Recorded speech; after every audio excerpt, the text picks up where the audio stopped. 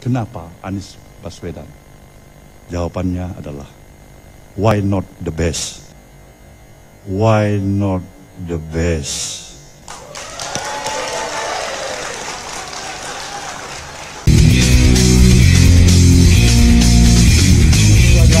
Ketemu lagi kita di channel yang penuh imajinasi, rumah gratis, tidak bayar. Subscribe. Assalamualaikum warahmatullahi wabarakatuh. Apa kabar sobat Kicau Jelata? Mudah-mudahan kita semua selalu dalam lindungan Allah Subhanahu wa taala. Menjadi orang baik itu biasa. Menjadi orang biasa itu baik. Tetapi menjadikan kebaikan sebagai sebuah kebiasaan itu luar biasa.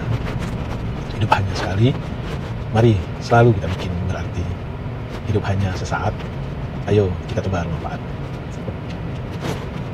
Saat ini Bang Kica lagi berkendara menuju Depok. Ini di sekitar Pancoran. Baru saja melewati lampu merah.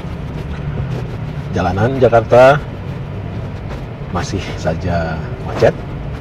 Yang dari arah Pasar Minggu menuju Pancoran. Ini adalah jam kantor.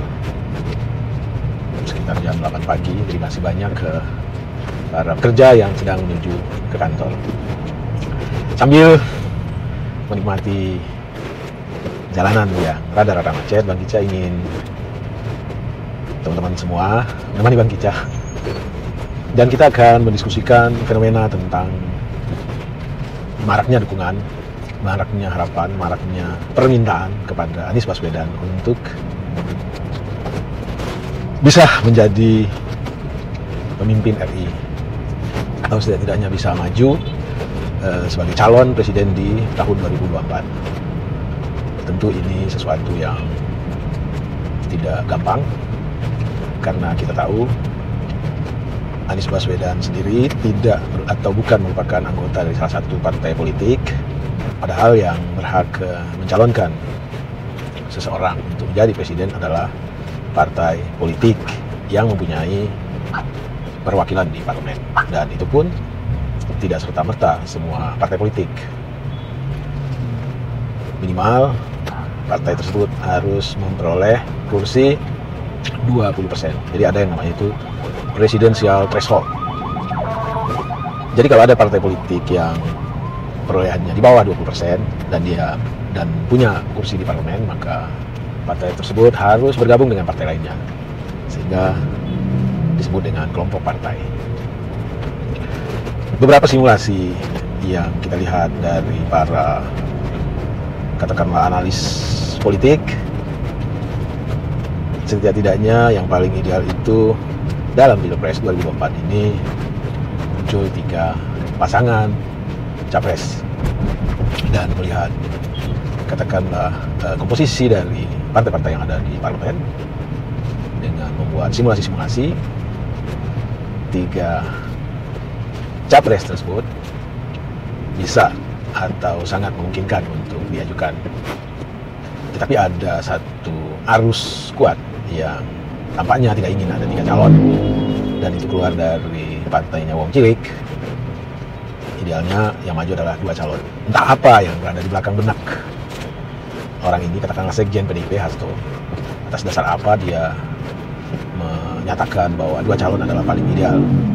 Tapi kalau yang Bang Kica lihat, yang ada di benak dia atau di belakang niat dia itu adalah agar potensial kompetitor yang mungkin meluluhlantakkan calon mereka atau calon yang mereka ajukan itu tidak bisa maju, dan orang itu adalah Anies Baswedan. Oke, kembali ke Anies Baswedan. Anies Baswedan sendiri ketika ditanya terkait dengan banyaknya kelompok masyarakat yang mendeklarasikan diri untuk mendukung Anies Baswedan menjadi presiden di 2024, meresponnya bahwa beri dia kesempatan untuk menyelesaikan kewajibannya kepada masyarakat Jakarta untuk melaksanakan tugas-tugas konstitusi sesuai dengan janji-janji yang dia ajukan, janji-janji yang dia berikan, dan tolong jangan dibebani dulu dia dengan politik praktis, politik capres pencapresan. Tapi pada saat akhir-akhir masa jabatan, ya kalau kita tahu bahwa beberapa hari ke depan Pak Anies akan mengakhiri masa kepemimpinannya di DKI Jakarta. Dan di Singapura minggu lalu ketika diwawancarai oleh media, si Pak Anies menyatakan diri siap menjadi calon presiden sepanjang diajukan oleh partai politik. Lalu beberapa saat kemudian di Jakarta, Pak Anies juga menyatakan siap menjadi calon presiden kalau itu yang terbaik bagi rakyat sepanjang diajukan oleh partai politik. Artinya secara personal Pak Anies telah menyatakan diri bersedia menjadi calon presiden. Tetapi Pak Anies tidak menafikan bahwa soal pencalonan sebagai presiden ada aturan, ada undang-undang yang menentukannya, ada undang-undang yang mengaturnya, dan selalu kalimat bersedia itu diikuti oleh sepanjang dicalonkan oleh partai politik. Sobat Kicau Jelata yang berbahagia, minggu lalu CSIS, sebuah lembaga kajian strategis yang kita semua tahu, lembaga yang sejak Orde Baru kajian-kajiannya menjadi referensi para pengambil kebijakan, mengeluarkan hasil survei mengenai calon presiden. Di survei besar maksudnya mengajukan beberapa nama, selalu yang muncul itu adalah 3 nama: Ganjar Pranowo, Prabowo Subianto, dan Anies Baswedan.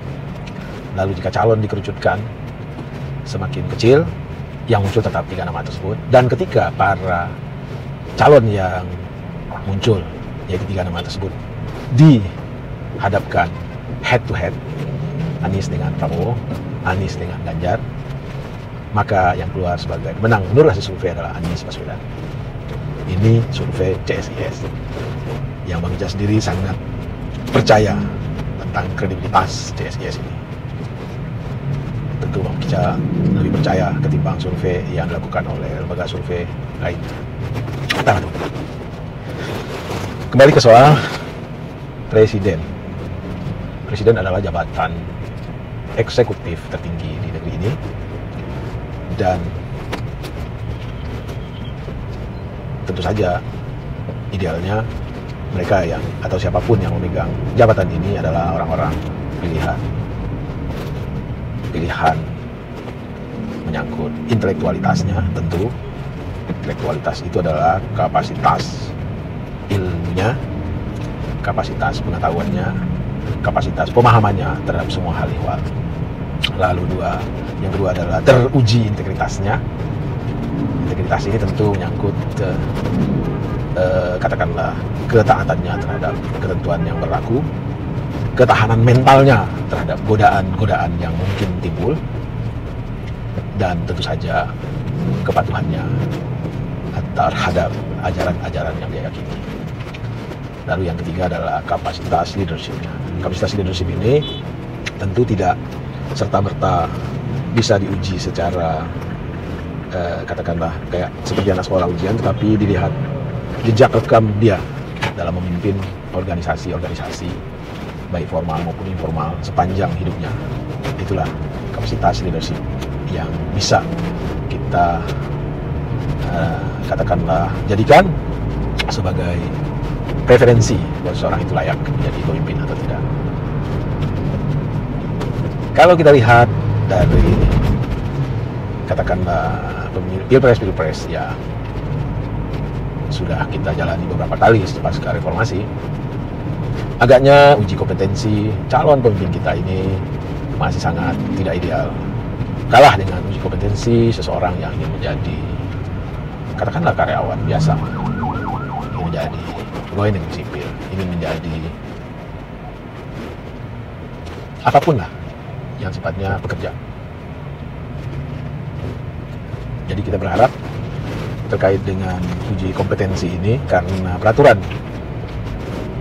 tidak mengharuskan atau tidak mengatur bagaimana uji kompetensi seorang calon presiden itu, maka mari kita rakyat yang melakukan uji kompetensi. Uji kompetensi yang bagi saya maksud adalah kita lihat jejak rekam dari orang-orang yang saat ini dalam survei-survei merupakan orang-orang yang banyak dipilih masyarakat. Katakanlah kita merujuk ke 3 besar, Prabowo Subianto, Ganjar Pranowo, dan Anies Baswedan. Mari kita lakukan uji kompetensi terhadap mereka dengan menjejak seluruh track record dia. Mari kita lakukan uji kompetensi terhadap integritas dia dengan menjejak seluruh track record dia. Mari kita uji jejak kompetensi perihal leadership dia dengan menjejak seluruh track record dia. Jadi begitulah caranya kalau katakanlah ketentuan tidak mengatur tentang uji kompetensi, tentang uji integritas, tentang uji leadership dari para calon pemimpin kita. Mari kita lakukan sendiri. Sebagai saudara yang berbahagia, demikian kicau pendek ini. Sejatinya kita berharap Pilpres 2024 benar-benar menghasilkan pemimpin yang menjadi solusi dari persoalan besar bangsa ini, pemimpin yang merekatkan, pemimpin yang mencintai rakyatnya, pemimpin yang benar-benar paham bahwa tujuan pendirian Republik ini adalah distribusi keadilan sosial, melindungi segenap bangsa dan tanah air Indonesia, memajukan kesejahteraan umum, meningkatkan kecerdasan bangsa. Kesanalah energi yang dimiliki oleh bangsa ini diarahkan oleh siapapun yang terpilih menjadi seorang pemimpin, menjadi seorang presiden. Wabillahi taufiq wal hidayah. Wassalamualaikum warahmatullahi wabarakatuh. Salam sehat dan bahagia.